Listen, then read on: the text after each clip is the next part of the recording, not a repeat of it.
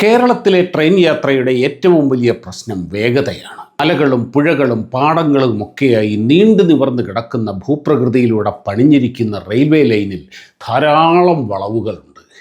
ഈ വളവുകളിലൂടെ ട്രെയിനുകൾക്ക് വേഗത വളരെ കുറച്ച് മാത്രമേ ഓടിക്കാൻ കഴിയൂ.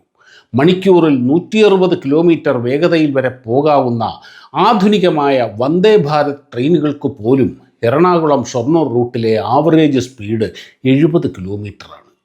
ഈ വളവുകൾ നിവർത്തി ട്രെയിനുകളുടെ വേഗത കൂട്ടുക എന്നത് ഇപ്പോൾ പ്രായോഗികവുമല്ല. അപ്പോൾ ഉള്ള ഒരേ ഒരു ഓപ്ഷൻ വളവുകളിലൂടെ വേഗത കുറയ്ക്കാതെ ഓടാൻ പറ്റിയ ട്രെയിനുകൾ കൊണ്ടുവരിക എന്നതാണ്. അതാണ് ടിൽറ്റിംഗ് ട്രെയിനുകൾ. വളവുകൾ എത്തുമ്പോൾ ചെരിഞ്ഞ് വേഗത കുറയ്ക്കാതെ തന്നെ കടന്നു പോകാൻ കഴിയുന്ന വലിയ ടെക്നോളജിയാണിത്.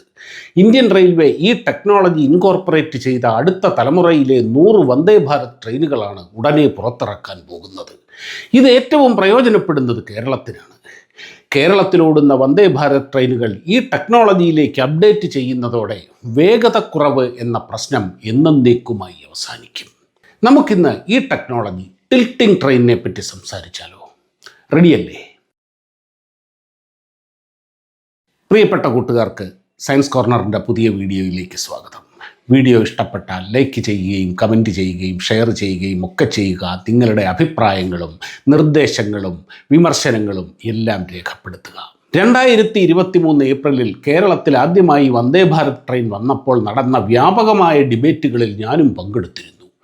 റിപ്പോർട്ടർ ചാനലിൽ നടന്ന അങ്ങനെയൊരു ചർച്ചയിൽ വളവുകളിൽ കൂടി വേഗത കുറയ്ക്കാതെ പോകാൻ പറ്റിയ ട്രെയിനുകൾ വരുന്നതിനെപ്പറ്റി ഞാൻ പറഞ്ഞപ്പോൾ ആങ്കറായിരുന്ന നികേഷ് കുമാർ, ട്രെയിൻ ട്രാക്കുകൾ ഒന്ന് മൈലെണ്ണ ഇട്ട് പിടിച്ചാൽ വളവുകൾ നിവരുമെന്നാണോ ഷാബു പ്രസാദ് പറയുന്നത് എന്ന ഒരു ബന്ധവുമില്ലാത്ത ഒരു വില കുറഞ്ഞ പരിഹാസത്തിലൂടെ ഒരു അക്കാഡമിക് ചർച്ചയെ പരിഹാസ്യമാക്കിയിരുന്നു. ഇത് വ്യാപകമായ ട്രോളുകൾക്ക് കാരണമായി. ഇപ്പോഴും എൻ്റെ വീഡിയോകൾക്ക് താഴെ ഈ വില കുറഞ്ഞ പരിഹാസവുമായി പലരും വരാറുണ്ട്. തങ്ങൾക്കിഷ്ടമല്ലാത്ത ഒരാളെ താറടിച്ച് കാണിക്കാനുള്ള ഇത്തരം പരിഹാസങ്ങൾ അതിൻ്റേതായ രീതിയിൽ അവഗണിക്കാറാണ് പതിവ്. ഇപ്പോഴിത് പറയാനൊരു കാരണമുണ്ട്. അന്ന് പറഞ്ഞ വളവുകളിലൂടെ വേഗത കുറയ്ക്കാതെ പോകാൻ പറ്റിയ ട്രെയിനുകൾ ഇന്ത്യൻ റെയിൽവേയുടെ ഭാഗമാകാൻ പോവുകയാണ്. നോക്കൂ, ചലനങ്ങൾ പ്രധാനമായും 2 വിധത്തിലാണ്. ഒന്ന് നേർരേഖയിലുള്ള ചലനമാണ്, മറ്റൊന്ന് വട്ടത്തിലുള്ള ചലനം അഥവാ സർക്കുലർ മോഷൻ ആണ്. നേർരേഖയിൽ ചലിക്കുന്ന ഒരു വസ്തുവിൽ പ്രത്യേകിച്ച് മറ്റ് ബലങ്ങളൊന്നും അനുഭവപ്പെടുന്നില്ല. കൃത്യമായ ഒരു ദിശയിൽ മാറ്റങ്ങളൊന്നുമില്ലാതെ അങ്ങനെ പോവുകയാണ്. അങ്ങനെ നേർരേഖയിൽ പോകുന്ന ഒരു വസ്തുവിൽ ഒരു ബലം പ്രയോഗിച്ചാൽ അതിൻ്റെ ദിശ മാറും, വീണ്ടും പ്രയോഗിച്ചാൽ വീണ്ടും മാറും, വീണ്ടും പ്രയോഗിച്ചാൽ വീണ്ടും മാറും. ഇങ്ങനെ തുടർച്ചയായി ബലം പ്രയോഗിച്ചു കൊണ്ടിരുന്നാൽ അതൊരു സർക്കുലർ മോഷൻ ആയി മാറും. അതായത് ഒരു സർക്കുലർ മോഷനിൽ സഞ്ചരിക്കുന്ന വസ്തുവിൽ തുടർച്ചയായി ബലം അനുഭവപ്പെടുന്നു. വിശദീകരിക്കാം, ഇവിടെ ശ്രദ്ധിക്കൂ. നോക്കൂ കൂട്ടുകാരെ, സ്ട്രെയിറ്റ് ലൈനിൽ മൂവ് ചെയ്യുന്ന ഒരു വസ്തു, ന്യൂട്ടൻ്റെ ആ 1ാം ചലന നിയമം അഥവാ ജഡത്വ നിയമം അനുസരിച്ച് സ്ട്രെയിറ്റ് ലൈനിൽ ഒരേ വേഗതയോടെ യൂണിഫോം വെലോസിറ്റിയോടെ പോയിക്കൊണ്ടിരിക്കുന്ന വസ്തു പുറത്തു നിന്നൊരു വസ്തു ഒരു ബലം പ്രയോഗിക്കുന്ന കാലത്തോളം അങ്ങനെ തന്നെ തുടർന്നുകൊണ്ടിരിക്കും. അതിന് സ്വയം മാറാൻ കഴിയില്ല. ഇതാണ്. ഇനി നമുക്കൊന്ന് നോക്കാം. ഇങ്ങനെ പോകുന്നൊരു വസ്തു ഈ പോയിന്റിലെത്തി, അതിലിങ്ങനെ ഒരു ബലം വന്നു എന്ന് വിചാരിക്കുക. അതിങ്ങോട്ട് മാറും, ഇല്ലേ? ഇവിടെ നിന്ന് ഇങ്ങനൊരു ബലം വന്നു എന്ന് വിചാരിക്കുക, അതിങ്ങോട്ട് മാറും. ഇങ്ങനെ ഒരു ബലം വന്നു എന്ന് വിചാരിക്കുക, അതിങ്ങോട്ട് മാറും. ഇങ്ങനെ ഒരു ബലം വന്നു എന്ന് വിചാരിക്കുക, അതിങ്ങോട്ട് മാറും. ഇങ്ങനെ വന്നു, അതിങ്ങോട്ട് മാറും. ഇങ്ങനെ വന്നു, അതിങ്ങോട്ട് മാറും. വീണ്ടും വന്നു, ഇങ്ങോട്ട് മാറും. നോക്കൂ, ഇതൊരു സർക്കുലർ മോഷനായില്ലേ? അതായത് ഒരു സർക്കുലർ പാത്തിൽ മൂവ് ചെയ്തുകൊണ്ടിരിക്കുന്ന ഒരു വസ്തുവിൽ തുടർച്ചയായി അതിൻ്റെ ഈ ടാൻജൻറ്റിലൂടെ ഇങ്ങനെ ബലങ്ങൾ അനുഭവപ്പെട്ടുകൊണ്ടേയിരിക്കും. ഇങ്ങനെയാണ് ഒരു സർക്കുലർ മോഷൻ ഉണ്ടാകുന്നത്.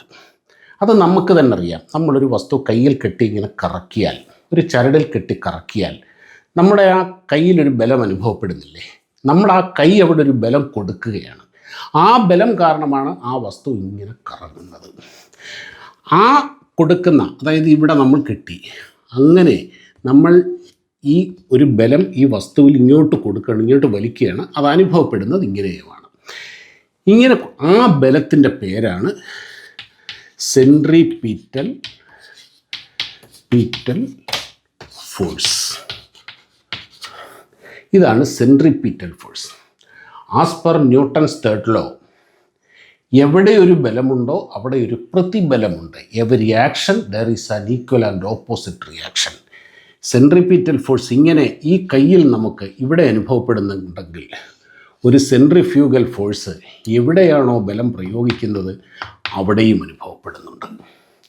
ഇതാണ് ഈ സെൻട്രിഫ്യൂഗൽ ഫോഴ്സ് കാരണമാണ് ഈ വസ്തു തെറിച്ച് നമ്മുടെ കയ്യിൽ നിന്ന് പോകാനൊരു പ്രവണതയില്ലേ, അതാണ് ഈ സെൻട്രിപീറ്റൽ ഫോഴ്സിൻ്റെ നേരെ ഓപ്പോസിറ്റിലുള്ള ഫോഴ്സാണ് സെൻട്രിഫ്യൂഗൽ ഫോഴ്സ്. ഓക്കെ, ഇത് മനസ്സിലായി കാണും എന്ന് വിചാരിക്കുന്നു. ഇതാണ് ഒരു സർക്കുലർ മോഷൻ. ആ സർക്കുലർ മോഷനിൽ എപ്പോഴും രണ്ട് ഫോഴ്സ് ഉണ്ട്. ആ ഫോഴ്സ് കൊടുക്കുന്ന സോഴ്സ്, അവിടെ ആ സോഴ്സ് ഈ വസ്തുവിനെ ഇങ്ങോട്ട് വലിക്കുന്നു, അതാണ് സെൻട്രിപീറ്റൽ ഫോഴ്സ്. ആ സെൻട്രിപീറ്റൽ ഫോഴ്സിൻ്റെ ഓപ്പോസിറ്റ് ഡയറക്ഷനിൽ സ്വാഭാവികമായി ഉണ്ടാകുന്ന ഫോഴ്സാണ് സെൻട്രിഫ്യൂഗൽ ഫോഴ്സ്. ഇത് ക്ലിയറായി എന്ന് കരുതുന്നു. അപ്പോൾ എങ്ങനെയാണ് ഒരു സർക്കുലർ മോഷൻ ഉണ്ടാകുന്നത് എന്നും അത് എങ്ങനെയാണ് ഒരു വസ്തുവിൽ രണ്ട് ബലങ്ങൾ സെൻട്രിപീറ്റൽ ഫോഴ്സ്, സെൻട്രിഫ്യൂഗൽ ഫോഴ്സ് എന്നിവ ഉണ്ടാക്കുന്നത് എന്നും മനസ്സിലായല്ലോ. ഉദാഹരണത്തിന്, നാം ഒരു വസ്തു ഒരു ചരടിൽ കെട്ടി കറക്കുന്നുവെന്ന് കരുതുക. അപ്പോൾ നമ്മുടെ കൈ ആ ചരടിലൂടെ ആ വസ്തുവിനെ നമ്മിലേക്ക് വലിക്കുന്നുണ്ട്. അതാണ് സെൻട്രിപീറ്റൽ ഫോഴ്സ്. ന്യൂട്ടൻ്റെ മൂന്നാം ചലന നിയമപ്രകാരം അതേ സമയം തന്നെ അതേ ചരടിലൂടെ ഓപ്പോസിറ്റ് ഡയറക്ഷനിൽ ആ വസ്തുവിലും ഒരു ബലം അനുഭവപ്പെടുന്നു. അതാണ് സെൻട്രിഫ്യൂഗൽ ഫോഴ്സ്. ഈ ചലനം കാരണം കറങ്ങുന്ന വസ്തുവിൽ ഒരു കൈനറ്റിക് എനർജി സംഭരിക്കപ്പെടുന്നുണ്ട്. ഈ ചരടങ്ങ് പൊട്ടിയെന്ന് കരുതുക, സെൻട്രിപീറ്റൽ ഫോഴ്സ് അവിടെ നിൽക്കും.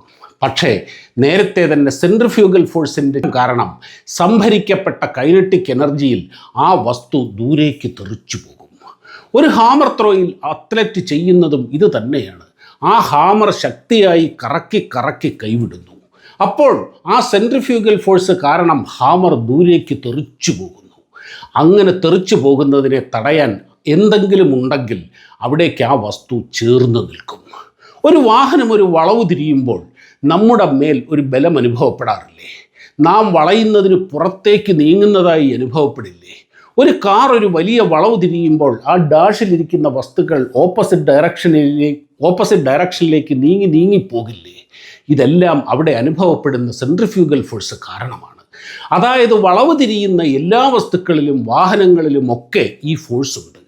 അത് വേഗത കൂടുന്തോറും കൂടുതലായിരിക്കും. ഇതിനെ എങ്ങനെയാണ് കൈകാര്യം ചെയ്യുക? നമ്മൾ സൈക്കിളിൽ അഥവാ ബൈക്കിൽ പോകുമ്പോൾ സ്പീഡിലാണെങ്കിൽ ഒരു വളവ് തിരിയുമ്പോൾ ആ വളവിൻ്റെ ഉള്ളിലേക്ക് സ്വാഭാവികമായി ഒന്ന് ചരിയുമല്ലോ. മേൽപ്പറഞ്ഞ സെൻട്രിഫ്യൂഗൽ ഫോഴ്സിനെ ബാലൻസ് ചെയ്യാൻ സ്വാഭാവികമായി സംഭവിക്കുന്ന ഒരു കാര്യമാണിത്. വേഗത കൂടുന്തോറും ആ ചരിവും കൂടും. ആകാശത്ത് വട്ടമിട്ട് പറക്കുന്ന വിമാനങ്ങൾ ചരിയുന്നതും ഇതുകൊണ്ടാണ്. ഒരു 400 മീറ്റർ ട്രാക്കിൽ ഓടുന്ന അത്ലറ്റും വളവിലെത്തുമ്പോൾ ഇതുപോലെ ചരിയും. അതായത് വളവുകളിൽ ഇങ്ങനെ ഉള്ളിലേക്കൊരു ചരിവുണ്ടെങ്കിൽ സെൻട്രിഫ്യൂഗൽ ആക്ഷൻ പ്രതിരോധിക്കാൻ കഴിയും. അതുകൊണ്ടാണ് സൈക്ലിംഗ് മത്സരങ്ങൾ നടക്കുന്ന വെലോഡ്രാമുകളിലെ ട്രാക്ക് ചരിച്ച് നിർമ്മിച്ചിരിക്കുന്നത്. ഹൈവേകളിലെ വളവുകളിൽ റോഡിനൊരു ചെരിവുണ്ടാകും. ഒരു സ്ട്രെയിറ്റ് ലൈനിൽ പോകുമ്പോൾ വാഹനം 90 ഡിഗ്രിയിൽ റോഡിന് ലംബമായിരിക്കും. അതുകൊണ്ട് പരമാവധി സ്പീഡ് എടുക്കാം. വളവ് വരുമ്പോൾ ചെരിയും. സ്പീഡ് കുറച്ചില്ലെങ്കിൽ തെന്നി മാറും, അപകടമുണ്ടാകും. അപ്പോൾ അവിടെയും ആ 90 ഡിഗ്രി നിലനിർത്തിയാൽ സ്ട്രെയിറ്റ് ലൈനിൽ പോകുന്ന അതേ സ്പീഡ് നിലനിർത്താൻ കഴിയും. അതിനുവേണ്ടി റോഡ് അല്പം ചരിച്ചാൽ മതി. അതിൽ ഇത്തിരിയല്ല, ഒത്തിരി സയൻസ് ഉണ്ട്. പറയാം, ഇവിടെ ശ്രദ്ധിക്കൂ. നോക്കൂ, ഇതൊരു റോഡാണ്. ഇങ്ങനെ പോവാണ് റോഡ്. ഈ റോഡിലൂടെ നേരെ സ്ട്രെയിറ്റ് ലൈനിൽ പോയിക്കൊണ്ടിരിക്കുമ്പം ഒരു വാഹനം നേരെ കറക്റ്റ് ഒരു 90 ഡിഗ്രിയിലായിരിക്കും നിൽക്കുക. നേരെ തന്നെയാണ് നിൽക്കുക, അല്ലേ? സംശയമൊന്നുമില്ലല്ലോ, നമുക്കറിയാം. ഇങ്ങനെ നിൽക്കുമ്പോൾ ഇതിന് പരമാവധി സ്പീഡ് എടുക്കാം. എന്നാൽ ഇതൊരു വളവിലെത്തി. ഇങ്ങനൊരു വളവിനെ നെഗോഷിയേറ്റ് ചെയ്യുമ്പോൾ ആ വളവിലൂടെ ഇങ്ങോട്ട് പോകുമ്പോൾ ഈ 90 ഡിഗ്രി എന്നുള്ളത് ഇങ്ങനെ ഉള്ളിലേക്ക് ചരിയും. നമ്മൾ സൈക്കിൾ ചവിട്ടുമ്പോൾ, ബൈക്ക് ചവിട്ടുമ്പോൾ നമ്മൾ ആ വളവിൻ്റെ ഉള്ളിലേക്ക് ചരിയില്ലേ? ഈ ചരിവ് എന്തിനാണ്? ഇതിൽ അനുഭവപ്പെടുന്ന ഈ വളവിലൂടെ ഇങ്ങനെ പാഞ്ഞു പോകുമ്പോൾ ഉണ്ടാകുന്ന ആ സെൻട്രിപിറ്റൽ ഫോഴ്സ്, സെൻട്രിഫ്യൂഗൽ ഫോഴ്സിനെ ബാലൻസ് ചെയ്യാൻ, പുറത്തേക്ക് തെറിപ്പിച്ച് കളയുന്ന ആ സെൻട്രിഫ്യൂഗൽ ഫോഴ്സിനെ ഓപ്പോസിറ്റിൽ സെൻട്രിഫ്യൂഗൽ ഫോഴ്സ് വരുന്നത് എങ്ങനെ, പുറത്തേക്കാണ് വരിക. പക്ഷേ ഇത് ഉള്ളിലേക്കാണ് ചരിയുന്നത്. ഉള്ളിലേക്ക് ചരിയുമ്പം ആ സെൻട്രിഫ്യൂഗൽ ഫോഴ്സിനെ ഒരു പരിധിവരെ ബാലൻസ് ചെയ്യാൻ വേണ്ടിയിട്ടാണ് ഈ ചരിയുന്നത്. അപ്പോൾ നമ്മൾ വേഗത കുറച്ചില്ലെങ്കിൽ എന്ത് പറ്റും, ഈ ചിലപ്പോൾ ഇവിടെ ഇങ്ങോട്ടിങ്ങി തെന്നിപ്പോകും, വീഴും, അപകടമുണ്ടാകും. നല്ല വേഗതയിൽ വേഗത കുറച്ചില്ലെങ്കിൽ, വേഗത കുറയ്ക്കുകയാണെങ്കിൽ നമുക്ക് ആ ചരിവ് നമുക്ക് മാനേജ് ചെയ്യാൻ പറ്റും. അപ്പോൾ ആ വളവിലെത്തുമ്പോൾ വേഗത കുറച്ചേ പറ്റുള്ളൂ. എന്നാൽ ഈ 90 ഡിഗ്രി ഇവിടെ കീപ്പ് ചെയ്യാൻ സാധിക്കുന്നു എന്ന് വിചാരിക്കുക. ആ 90 ഡിഗ്രി അവിടെ കീപ്പ് ചെയ്യാൻ സാധിച്ചാൽ ഈ വേഗത കുറയ്ക്കേണ്ട കാര്യമില്ലല്ലോ, ഈ ബാലൻസ് കറക്റ്റായിട്ട് നിൽക്കില്ലേ. ഇവിടെ കറക്റ്റായിട്ട് നിൽക്കുന്നതുകൊണ്ടാ, നേരെ ഈ 90 ഡിഗ്രി കീപ്പ് ചെയ്യുന്നതുകൊണ്ടാണ്. അപ്പം അവിടെ ഈ റോഡ് ഒന്ന് ചരിച്ചാൽ ഈ ചരിവിനനുസരിച്ച് ഈ 90 ഡിഗ്രി അവിടെ ഉണ്ടാവുമല്ലോ. അപ്പം ആ സ്പീഡിൽ തന്നെ ഈ ചരിവിലൂടെ പോകുമ്പോൾ ഈ 90 ഡിഗ്രി കീപ്പ് ചെയ്തുകൊണ്ട് തന്നെ ഒരേ സമയം നമുക്ക് സ്പീഡും മെയിൻറ്റെയിൻ ചെയ്യാൻ പറ്റും, ഈ സെൻട്രിഫ്യൂഗൽ ഫോഴ്സിനെ ബാലൻസ് ചെയ്യാനും കഴിയും. അതുകൊണ്ടാണ് റോഡ് ഒരു വശത്തേക്ക് ചരിക്കുന്നത്. ഈ ആംഗിൾ കീപ്പ് ചെയ്യുക എന്നുള്ളതാണ്. വേഗത കൂടുന്തോറും ഈ ചരിവ് കൂടി വരും. അതാണ് വെലോഡ്രാമുകളിലൊക്കെ നല്ല ചരിവുണ്ടാകും വളവുകളിൽ. അതേപോലെ മരണക്കിണർ കണ്ടിട്ടില്ലേ, ആ മരണക്കിണറിലൂടെ ബൈക്ക് ഓടിക്കുന്നത് കണ്ടിട്ടില്ലേ, ശരിക്കും നല്ല ചരിവാണ്, കുത്തനെയാണത്. ആ സ്പീഡ് അത്ര വലുതാണെങ്കിൽ മാത്രമേ അവിടെ കീപ്പ് ചെയ്യാൻ പറ്റുള്ളൂ. സ്പീഡ് കുറഞ്ഞാൽ ആ ബൈക്ക് താഴെ വീഴും. വളരെ വലിയ സ്പീഡ് ആയതുകൊണ്ടാണ് അത്രയും സ്റ്റീപ്നെസ് ഉള്ളത്. സ്റ്റീപ്നെസ് കൂടുന്തോറും സ്പീഡും കൂടണം, ഇത് കീപ്പ് ചെയ്യുകയും വേണം. ക്ലിയറായി കാണുമെന്ന് വിചാരിക്കുന്നു. ഇങ്ങനെ തന്നെയാണ് ട്രെയിനുകൾ. സ്ട്രെയിറ്റ് ലൈനിൽ പോവുകയാണെങ്കിൽ അതിങ്ങനെ നേരെ ഒറ്റ ഇതിൽ അങ്ങ് പോയിക്കോളും. അത് ഒരേ ലെവലിൽ തന്നെയായിരിക്കും. അതായത് ഇതാണ് ഒരു ട്രെയിൻ ട്രാക്കിൻ്റെ ക്രോസ് സെക്ഷൻ എന്ന് പറയുന്നത്. ഇതാണ് ഇവിടെ, ഇത് ഒരൊറ്റ ലെവലിലായിരിക്കും. എന്നാൽ ഇതൊരു വളവിലാണെന്ന് വിചാരിക്കുക. വളവ് ഇങ്ങനെയാണ് പോകുന്നത് എങ്കിൽ ഈ പുറത്തെ ആ റെയില് കുറച്ചുയർന്നും ഈ താഴത്തേത് കുറച്ച് താഴ്ന്നു ഒരു ചരിവ് അവിടെ ഉണ്ടാകും. ഇത് ഏകദേശം ഒരു 5 ഡിഗ്രി 6 ഡിഗ്രിയോളം ഈ ചരിവ് ഇവിടെ ഉണ്ടാകും. എന്തുകൊണ്ടാണെന്ന് വെച്ചാൽ ഈ ഒരു പരിധി വരെയെങ്കിലും ആ സെൻട്രിഫ്യൂഗൽ ഫോഴ്സിനെ ബാലൻസ് ചെയ്യാൻ വേണ്ടിയിട്ടാണത്. പക്ഷേ ട്രെയിൻ എന്ന് പറയുന്നത് വളരെ വലിയ സംവിധാനമാണ്. അതുകൊണ്ട് തന്നെ ഈ ചരിവ് കീപ്പ് ചെയ്യുക എന്ന് പറയുന്നത് കുറച്ച് അതിനൊരു പരിധിയുണ്ട്. എന്നാൽ ഈ ട്രെയിൻ മുഴുവൻ ഈ ചരിവ് നിലനിർത്തിക്കൊണ്ട് തന്നെ ഇപ്പം ഈ ട്രെയിൻ അങ്ങനെ തന്നെ ചരിക്കാൻ കഴിയുകയാണെങ്കിൽ ഈ വളവുകളിൽ സ്പീഡ് കീപ്പ് ചെയ്യാൻ കഴിയും, ഒരുപാട് കുറയ്ക്കേണ്ടി വരില്ല. അതാണ് ഇതിൻ്റെ പിന്നിലെ സയൻസ്. സർക്കുലർ മോഷനിൽ തുടർച്ചയായി അനുഭവപ്പെടുന്ന സെൻട്രിഫ്യൂഗൽ ഫോഴ്സുകളെ ബാലൻസ് ചെയ്യുക എന്നുള്ളതാണ്. അത് വളരെ കോംപ്ലിക്കേറ്റഡ് ആയിട്ടുള്ളൊരു സയൻസാണത്. പക്ഷേ കഴിയുന്നത്ര ലളിതമായിട്ട് ഞാൻ പറയാൻ ശ്രമിച്ചത്. മനസ്സിലായി കാണും എന്ന് കരുതുന്നു. ഇപ്പോൾ വളവുകളിൽ റോഡുകളും റെയിലുകളും ചരിക്കുന്നത് എന്തിനാണ് എന്ന് മനസ്സിലായല്ലോ. പക്ഷേ ഇവിടെ വേറൊരു പ്രശ്നമുണ്ട്. കഴിയുന്നതും ട്രെയിൻ ട്രാക്കുകൾ സ്ട്രെയിറ്റ് ലൈനിലാണ് നിർമ്മിക്കുക. പക്ഷേ വളയ്ക്കേണ്ടിടത്ത് വളച്ചല്ലേ പറ്റൂ. അവിടെ മേൽ പറഞ്ഞതുപോലെ ചരിക്കുകയും വേണം. അങ്ങനെ ചരിക്കുന്നതിന് ഒരു പരിധിയുണ്ട്. ട്രെയിൻ പല വേഗതയിലാണ് സഞ്ചരിക്കുന്നത്. പക്ഷേ ഈ ചെരിവ് ഫിക്സഡ് ആണ്. ഇനി എത്ര വേഗതയിൽ വരുന്ന ട്രെയിനാണെങ്കിലും ആ വളവെത്തുമ്പോൾ അവിടെ ഡെസിഗ്നേറ്റ് ചെയ്തിരിക്കുന്ന സ്പീഡിൽ മാത്രമേ പോകാൻ കഴിയൂ. അതിനി ഗുഡ്സ് ട്രെയിൻ ആയാലും പാസഞ്ചർ ആയാലും വന്ദേ ഭാരത് ആയാലും ട്രെയിനിൻ്റെ സ്പീഡിനനുസരിച്ച് ചെരിവ് കൂട്ടാനും കുറയ്ക്കാനും കഴിയില്ലല്ലോ. അതുകൊണ്ട് തന്നെ കേരളം പോലെ ധാരാളം വളവുകളുള്ള പ്രദേശങ്ങളിൽ എത്ര കൊലകമ്പൻ ട്രെയിനായാലും വളവുകളിൽ ഇഴഞ്ഞു മാത്രമേ പോകൂ. അതുകൊണ്ടാണ് തിരുവനന്തപുരത്ത് നിന്നും മംഗലാപുരത്തെത്താൻ വന്ദേ ഭാരത് 7 മണിക്കൂറിലധികം എടുക്കുന്നത്. അപ്പോൾ വളവുകളിൽ വേഗതയ്ക്കനുസരിച്ച് ചെരിവ് കൂട്ടാനും വളവിന് ശേഷം സാധാരണഗതിയിലും ആക്കാൻ കഴിഞ്ഞാൽ ട്രെയിനിൻ്റെ വേഗത കുറയ്ക്കേണ്ടി വരില്ല എന്നുറപ്പല്ലേ. വലിയ വേഗതയിൽ പറക്കുന്ന വിമാനങ്ങൾ ഒട്ടും വേഗത കുറയ്ക്കാതെ തന്നെ വളയുമ്പോൾ ചരിയുന്നത് കണ്ടിട്ടില്ലേ?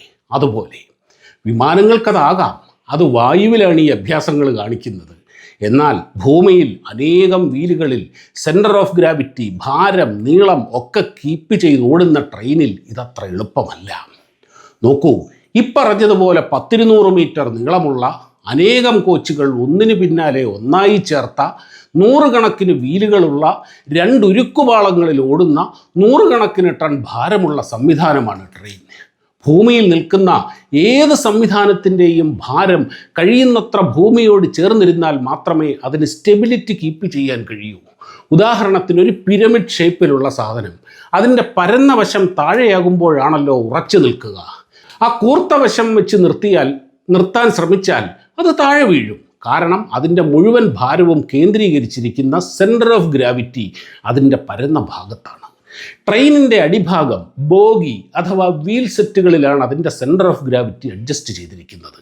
വേഗതയിൽ പോകുമ്പോൾ, വളവുകളിൽ ചെരിയുമ്പോൾ ഈ സെൻറ്റർ ഓഫ് ഗ്രാവിറ്റിയുടെ സ്ഥാനം മാറും. അങ്ങനെ മാറി മാറി അത് ബോഡിയുടെ പുറത്തേക്ക് എത്തിയാൽ ട്രെയിൻ മറിയും. വാഹന നിർമ്മാതാക്കൾ ഏറ്റവും അധികം ശ്രദ്ധിക്കുന്ന ഒരു കാര്യമാണിത്, പ്രത്യേകിച്ച് ബൈക്കുകൾ. ഇതെല്ലാം പരിഗണിച്ച് വേണം ട്രെയിൻ എത്രത്തോളം ചരിക്കാം എന്നൊക്കെ തീരുമാനിക്കുന്നത്. ഇങ്ങനെ പാളം അധികം ചരിക്കാതെ എന്നാൽ ട്രെയിൻ ഇഷ്ടം പോലെ ചരിക്കുന്ന ഒരു ടെക്നോളജിയാണ് ടിൽറ്റിംഗ് ട്രെയിൻ ടെക്നോളജി. വേഗതയിൽ പോകുമ്പോൾ വളവുകളിൽ വീലുകൾ അതേ ലെവലിൽ കീപ്പ് ചെയ്ത് ട്രെയിൻ കോച്ചുകൾ ആവശ്യത്തിന് ചെരിയുന്ന ടെക്നോളജിയാണിത്. വളവ് കഴിഞ്ഞാൽ അത് നിവരുകയും ചെയ്യും. അതുകൊണ്ട് തന്നെ വളവുകളിൽ വേഗത കുറയ്ക്കേണ്ടി വരുന്നില്ല. ഇതിനു വേണ്ടി ട്രെയിനിൻ്റെ സസ്പെൻഷൻ, വീൽ സെറ്റുകൾ ഒക്കെ പരിഷ്കരിക്കേണ്ടതുണ്ട്. ഒരു കർവ് നെഗോഷിയേറ്റ് ചെയ്യുമ്പോൾ അത് കൃത്യമായി സെൻസ് ചെയ്ത് എത്ര ടിൽറ്റ് ചെയ്യണം, ഏത് വേഗത്തിൽ ടിൽറ്റ് ചെയ്യണം എന്നൊക്കെ കണക്കാക്കി പ്രവർത്തിക്കുന്ന സെൻട്രലൈസ്ഡ് കമ്പ്യൂട്ടർ സിസ്റ്റം, 100 കണക്കിന് സെൻസറുകൾ, ഹൈഡ്രോളിക് സംവിധാനങ്ങൾ എല്ലാം അടങ്ങിയ അതിസങ്കീർണമായ സാങ്കേതിക വിദ്യ ഇന്ന് 6-7 രാജ്യങ്ങളിൽ മാത്രമേ ഉള്ളൂ. സ്പാനിഷ് കമ്പനിയായ ടാൽഗോയിൽ നിന്നാണ് ഇന്ത്യ ഈ ടെക്നോളജി വാങ്ങുന്നത് എന്നാണ് അറിയുന്നത്. എന്തായാലും അടുത്ത തലമുറയിലെ വന്ദേ ഭാരത് ട്രെയിനുകൾ ഓടാൻ പോകുന്നത് ടിൽറ്റിംഗ് ട്രെയിൻ ടെക്നോളജി ഉപയോഗിച്ചാണ് എന്നത് ഉറപ്പായി കഴിഞ്ഞു. ഇങ്ങനെയുള്ള ആദ്യ ട്രെയിൻ ഏകദേശം 1 വർഷത്തിനുള്ളിൽ പുറത്തു വരും എന്നാണ് അറിയുന്നത്. അതായത് സുഹൃത്തുക്കളെ, റെയിൽ പാളം മയിലെണ്ണയോ കുയിലെണ്ണയോ ഒന്നും കൊണ്ട് നിവർത്തേണ്ട കാര്യമില്ല, ഒട്ട് കഴിയുകയുമില്ല. പരിഹസിക്കുന്നവർ അത് ചെയ്ത് നിർവൃതിയടയട്ടെ. ഇന്ത്യ ഏതായാലും റെയിൽവേ ടെക്നോളജിയുടെ അടുത്ത തലമുറയിലേക്ക് കടക്കുകയാണ്. ആർക്കും ഒന്നിനും ഈ വിപ്ലവത്തെ തടുത്തു നിർത്താനാവില്ല. വീഡിയോ കണ്ട എല്ലാ സുഹൃത്തുക്കൾക്കും ഒരുപാട് നന്ദി.